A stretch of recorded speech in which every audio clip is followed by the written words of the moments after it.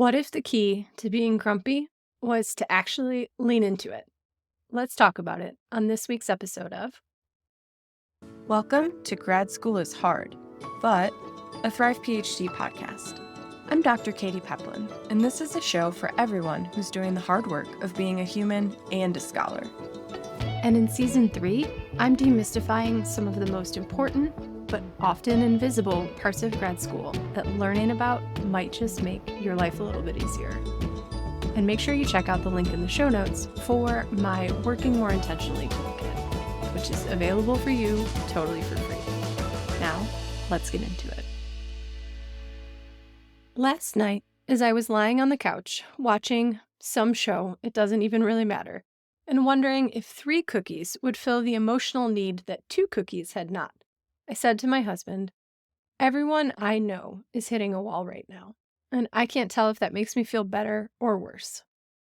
I've had so many conversations recently, in my community, in one-on-one session, with my friends, with my colleagues, about how tough this year has been, particularly the last couple of months, and how we all expected it to be smoother, and how we all were throwing some degree of a temper tantrum about it. I, myself, have really been struggling to do the work that I need to get done. I, for example, procrastinated on a lot of my tasks. I would put them on my list for the day, and then instead I would play Stardew Valley and read a lot of books and articles about ADHD and executive dysfunction, and I drank a lot of tea, and I showed up for all of my clients, but I still didn't do all of the things that I was supposed to do. The coach voice in my brain keeps trying to step in and suggest other activities to try, because, this is something that I specialize in. That coach voice would say, what if you actually went and cleaned your real life vegetable garden and got it ready for the winter instead of farming a digital garden full of a made-up fruit called keyberries? Or what if you worked on some of your knitting while you listened to one of these books on audio rather than scrolling the web endlessly looking for news or something else to get you that little bit of a dopamine hit? Or what if you took a really delicious bath with candles and Epsom salts and a good meditation session instead of watching all of planet Earth for the 17th time and feeling really upset about what's happening to the polar bears? And, unfortunately, this loud, clear part of myself kept coming back and saying, no, I don't want to. I don't feel like it. Stop suggesting these things.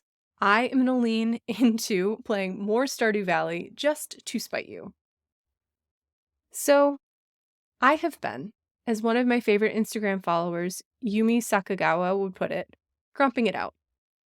Rather than trying to force myself to, quote, be productive or rest better or be more positive about it all, I am being grumpy about it.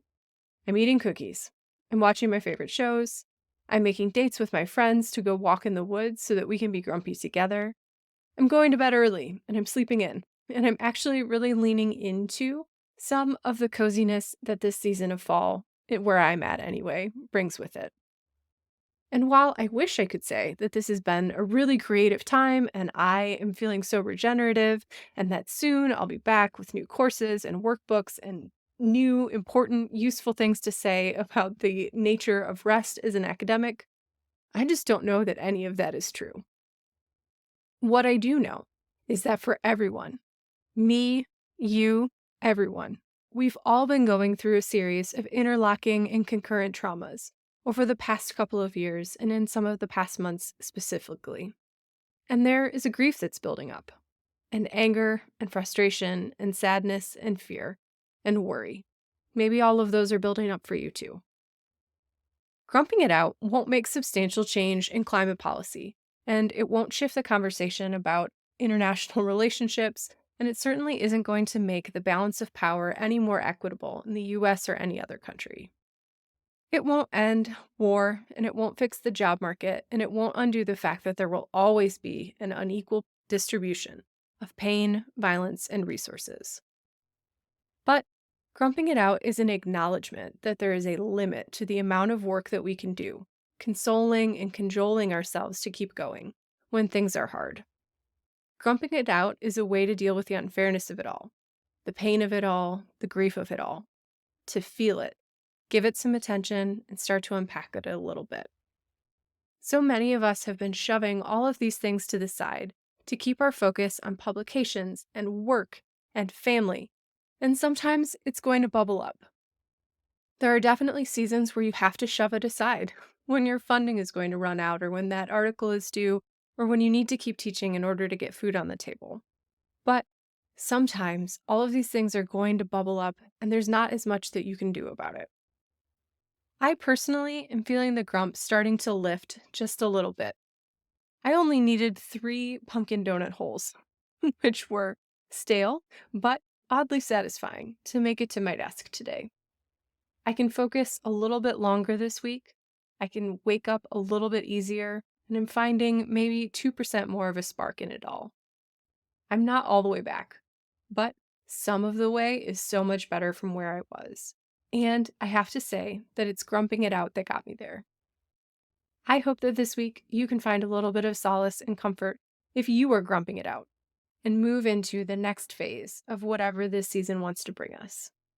And if you're looking for even more support, please go ahead and check out the link in the show notes to sign up for AcRIMO. I'm so excited about all of the things that I'm putting together for next month. There'll be prizes and trackers and workshops and webinars and a bunch of surprises from all kinds of special guests. So sign up. It's all free in the link in my bio, and I will see you here next week. Bye.